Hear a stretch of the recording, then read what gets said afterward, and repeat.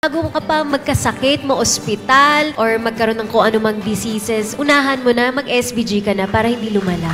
Umayat ka! Thank you! Sabi ko nga, di ba, basta mag-SBG ka araw-araw, ay talagang gaganda ang katawan mo, papayat ka, pero hindi yung unhealthy way. Talagang healthy yung pagpapapayat. Yung pagpayat ko, SBG lang talaga. Talaga? Yes! Oh, kasi last photo shoot, nag-uusap kami about fasting, Opo. tapos SBG. Pero hindi po ako nag-fasting. Ano lang, every day. Talaga? Once a day, 6 scoops. Napakaganda talaga ng puso mo. Kaya bagay na bagay ka dito sa Salveuel family. Napakamatalungin talaga ni Ivana, which is so inspiring. And alam ko, with being an ambassador of Salveo Bardigras, marami ka rin nai-inspire na gumamit ng Salveo. Yes, ma'am. Humihingi nga po sila sa akin. Nagiging supplier ako.